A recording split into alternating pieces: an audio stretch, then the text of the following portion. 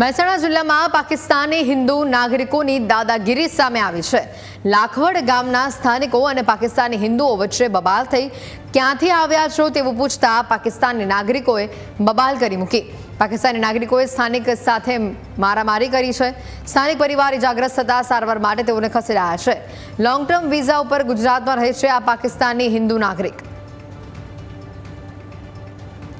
ઘટનાના જે આ દ્રશ્યો સામે આવ્યા છે, મહેસાણાથી આ દ્રશ્યો સામે આવી રહ્યા છે કે જ્યાં જિલ્લામાં પાકિસ્તાની હિન્દુ નાગરિકોની દાદાગીરી તમે જુઓ। આ દ્રશ્યો સામે આવી રહ્યા છે લાખવડ ગામના કે જ્યાં સ્થાનિકો અને પાકિસ્તાની હિન્દુઓ વચ્ચે મોટી બબાલ થઈ। ક્યાંથી આવ્યા છો માત્ર એવું પૂછતા આજે પાકિસ્તાની નાગરિકોએ બબાલ કરી તેઓ ભડકી ઉઠ્યા। પાકિસ્તાની નાગરિકોએ સ્થાનિક સાથે મારામારી કરી છે। સ્થાનિક પરિવાર ઇજાગ્રસ્ત થતા સારવાર માટે તેઓને ખસેડાયા છે। લોંગ ટર્મ વિઝા ઉપર ગુજરાતમાં આ પાકિસ્તાની હિન્દુ નાગરિકો રહી રહ્યા હતા। તેવામાં જે આ દ્રશ્યો સામે આવી રહ્યા છે અને આ જ અંગે વધુ માહિતી મેળવીશું। કમલેશ અમારી સાથે સંવાદદાતા ફોન લાઈન ઉપર જોડાયા છે।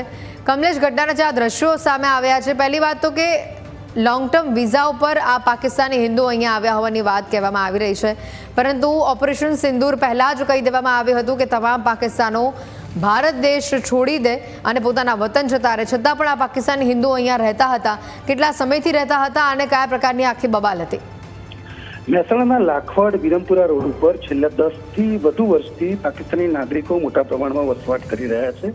આ તમામ હિન્દુ પરિવાર છે અને લોંગ ટર્મ વિઝા ઉપર મહેસાણા અને આજુબાજુના વિસ્તારમાં આવીને વસવાટ કરી રહ્યા છે। સહકારનગર સોસાયટીમાં વિસ્તારમાં વસવાટ કરી રહ્યા છે।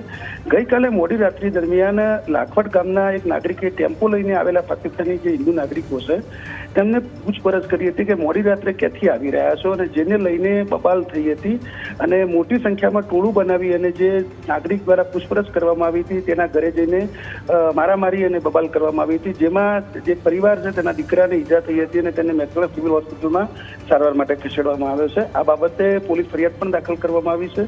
જે પાકિસ્તાની નાગરિક છે એ LTV ઉપર મહેસાણામાં વસવાટ કરી રહ્યા છે અને તમામ હિન્દુ પાકિસ્તાની નાગરિક છે, તો કેટલાક 10 વર્ષથી વધુ સમયથી વસવાટ કરી રહ્યા છે અને મોટાભાગના જે નાગરિકો છે તેમને અહીંના આધાર કાર્ડ અને ચૂંટણી કાર્ડ પણ બનાવી દીધા હોવાની વિગતો સામે આવી રહી છે। તો બીજા કેટલાક જે નાગરિકો છે LTV પર હોવા છતાં તેમણે મિલકત ખરીદી હોવાની પણ વિગતો સામે આવી રહી છે અને તેમની લાખવડ ગ્રામ પંચાયતમાં આકારણી થઈ હોવાની પણ વિગતો સામે આવી રહી છે। કમલેશ, અહીંયા સવાલ થાય છે કે આટલા સમયથી કઈ રીતે તેઓ શાંતિથી રહ્યા અહીંયા, અને જ્યારે કહી દેવામાં આવ્યું છે કે ભારત છોડી દો છતાં પણ એ લોકો રહી રહ્યા છે અને એમાં પણ ભારતીય નાગરિકો સાથે દાદાગીરી કરી રહ્યા છે। હવે સવાલ એ પણ ઉદ્ભવે છે અહીંયા કે તે લોકો પાસે જે ચૂંટણી કાર્ડ છે, આધાર કાર્ડ છે, તે બધું નકલી છે કે અસલી?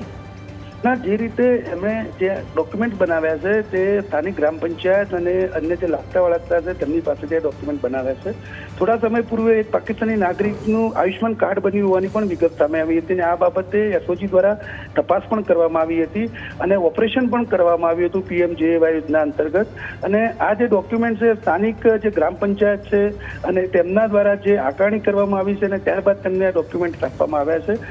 જે નિયમ મુજબ તેમને રેશન કાર્ડ કે એ સિવાયના દસ્તાવેજો સુધી મળી શકે છે, પરંતુ પાન કાર્ડ કે અન્ય દસ્તાવેજ નથી મળી શકતા। પરંતુ કેટલાક જે નાગરિક છે તેમના પાન કાર્ડ પણ નીકળ્યા હોવાની વિગતો સામે આવી હતી અને આ બાબતે આ SOG દ્વારા તપાસ પણ કરવામાં આવી હતી।